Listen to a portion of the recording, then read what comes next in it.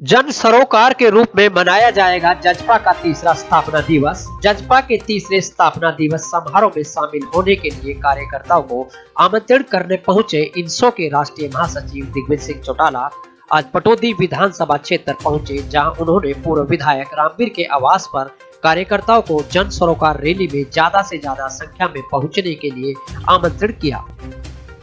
कार्यक्रम में पहुंचे दिग्विजय सिंह चौटाला ने बताया, पिछले 2 सालों में बहुत कार्य किए हैं, जिसमें 75% नौकरी में आरक्षण, 50% राजनीति में महिलाओं की भागीदारी और महिलाओं को डिपो होल्डर में भागीदारी। इसके साथ ही उन्होंने कहा कि पटौदी में चुनाव के लिए तभी वे वोट मांगने आएंगे तब बुजुर्गों की पेंशन 5100 हो जाए।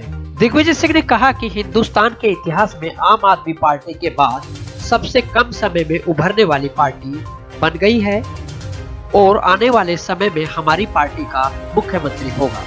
चलिए सुनते हैं दिग्विजय सिंह ने पटौदी में आज अपने क्या विचार रखे। इस मीटिंग में 9 तारीख को जो जन सरोकार दिवस मनाया जा रहा है,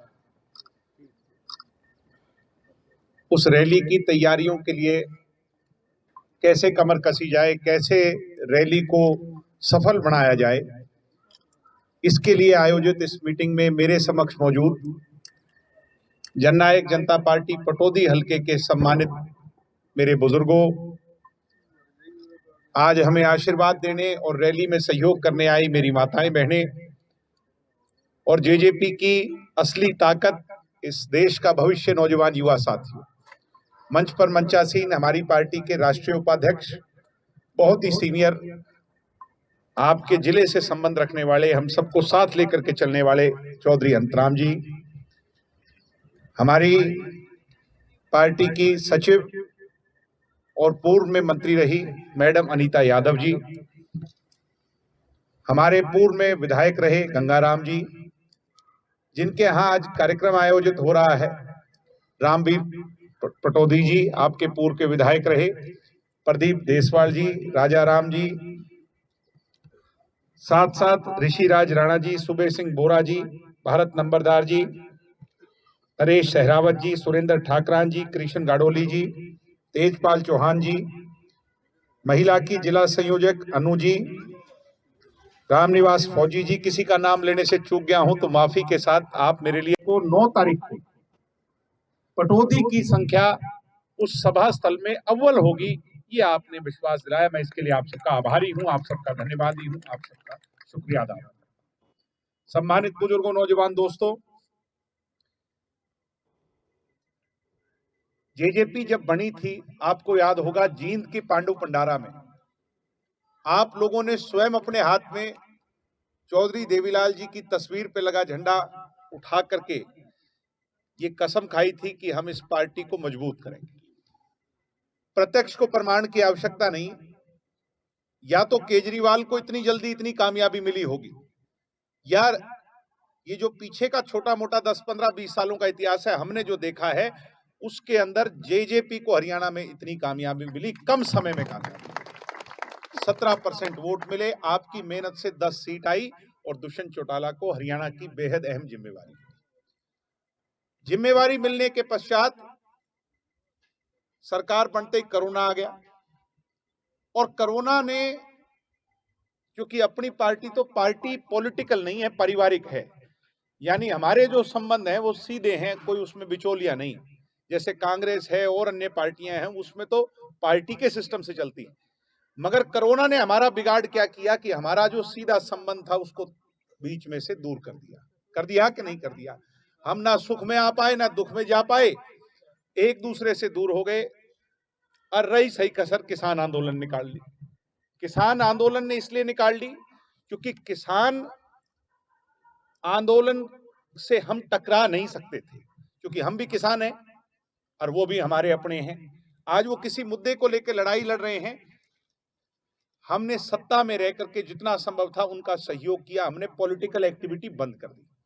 मैं ये इतनी बात इसलिए कह रहा हूं कि अब 2 साल सरकार के पूरे हो गए, हम कोई पॉलिटिकल एक्टिविटी इन 2 सालों में नहीं कर पाए। ये 2 सालों के बाद पहली परीक्षा पार्टी की आई है, पार्टी बनने के बाद भी और सरकार बनने के बाद भी। तो इसलिए इस 9 तारीख की रैली का महत्व कई लाख गुना ज्यादा हो जाता है। ये मीडिया वाले और सारा देश डगडगी लगा करके देख रहा है भाई इस बार दुष्यंत की रैली में कितनी भीड़ होगी। इस बात से सहमत हो कि नहीं हो?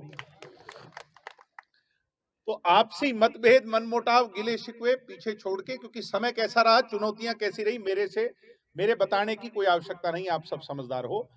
मगर इन चुनौतियों में भी आपके नेता ने जो बात कह करके हरियाणा की जनता से 17% वोट लिए थे, वो मुद्दे पूरे किए। हम गर्व के साथ कह सकते हैं। हमने एक कार्यक्रम चलाया हरी चुनरी चौपाल, तब विधायिका नैना सिंह जी ये कहती थी कि महिलाओं को 50% राजनीतिक हिस्सेदारी, घर में जब 50% महिलाएं हैं तो फिर सरपंच, मेंबर, जिला परिषद या हमारी नगर परिषद में 50% महिलाएं क्यों नहीं है? ये चैलेंज लिया था। हमारे विरोधी कहते थे ये तो सपना है, पूरा नहीं हो सकता। सरकार बनते ही पहली कलम से दुष्यंत चौटाला ने मंजूरी दिलाई 50% महिला।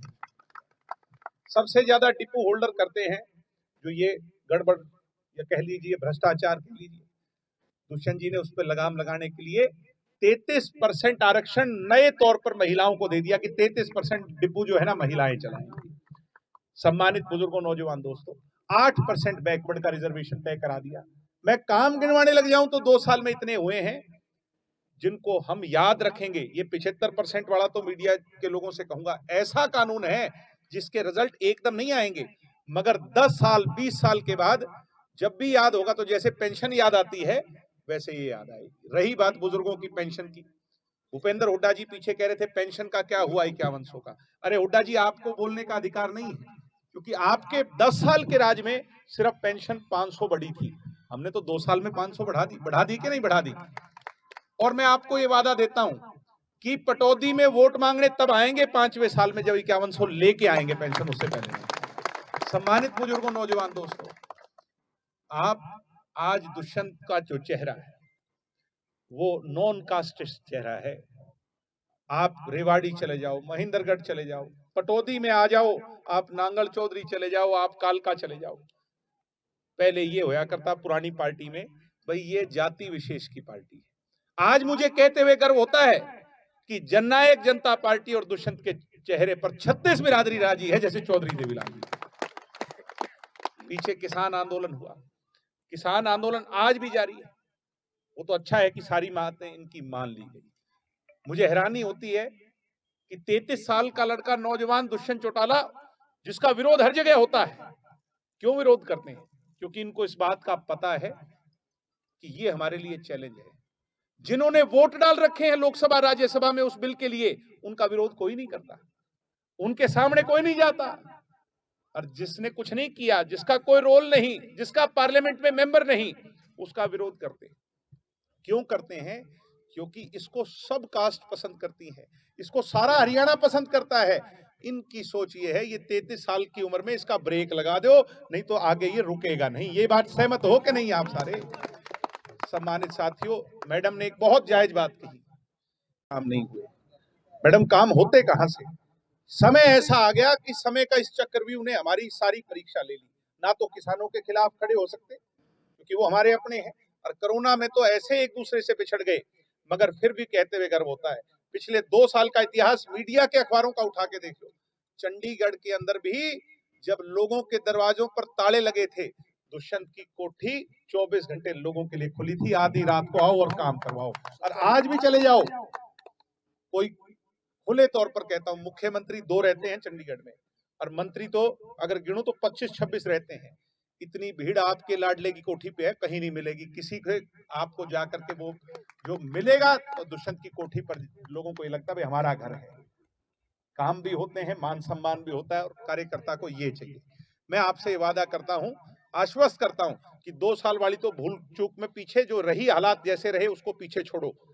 आने वाले 3 साल में ये हमने आपसी मिलना जुलना पहले की तरह दोबारा शुरू करना है। आपस में आना जाना जैसे पहले हुआ करता, पुरानी पार्टी में था या जेजेपी बनने के बाद था, उसको दोबारा जब शुरू करेंगे, चिंता ना करो मैडम, ये उप भी हटेगा और आने वाले समय में जननायक जनता पार्टी की पूर्ण तौर पर सरकार बनेगी, दुष्यंत चौटाला मुख्यमंत्री।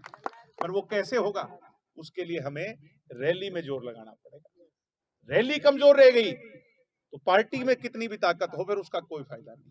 और आपके 3 किलोमीटर बताई रामवीर जी, 3 किलोमीटर तो पैदल चलने का सफर होता है। मैं आपसे ये आग्रह करूंगा, निवेदन करूंगा, 500 मेंबर आप लोगों ने बनाए थे, प्रधान जी भी बैठे हैं, सब लोग बैठे हो, 500 मेंबर बनाए, 500 के जिम्मेवारी भी 10-10 लगा दें तो 5000 बैठते हैं। मैं आपसे कहूंगा, और उसके बाद आप जैसे मजबूत लोग बैठे हो, जो खुद अकेले अपने दम पर 1000-1000, 1500 लोग लाश को सम्मानित साथियों, सिर्फ नीयत की बात है। हम नीयत से, अगर हमारी नीयत ठीक होगी, पार्टी के लिए हमने अगर समर्पित भाव से, ना क्योंकि खर्चा लगना, ना बस ले जानी, ना कोई ज्यादा लंबा चौड़ा काम, और आपके घर का काम है, इसमें वाहवाही भी होगी तो सबसे पहले आपकी होगी, 2-4 नंबर मेरे भी बन जाएंगे, मैं भी प्रभारी भी लग के आपके बीच। इसलिए सम्मानित साथियों, आदरणीय बुजुर्गों, कोई कसर मत छोड़ दियो, बड़ा अच्छा मौका है, सुनहरा मौके होकर के बड़ी बड़ी बातें बोलते हैं, उनके मुंह बंद करवाने का, अगले 3 साल के रास्ते खोलने का, अपने काम भी होंगे, 5 साल के बाद सारे जो बात लेके चले थे वो भी पूरी होगी, आने वाले समय में आपकी पूर्णतः सरकार भी बनेगी। यही कहने आज आपके बीच में आया था, आपने मेरी बात सुनी, मुझे इस लायक समझा, माफी चाहूंगा, लंबा खिंच गया प्रोग्राम, बहुत जो है आपको भी लंबा बैठना पड़ा, फिर भी बहुत बहुत धन्यवाद। जय हिंद, जय भारत। आप देख रहे हैं 24 न्यूज एनसीआर। पटौदी से हमारे संवाददाता वीर सिंह की रिपोर्ट।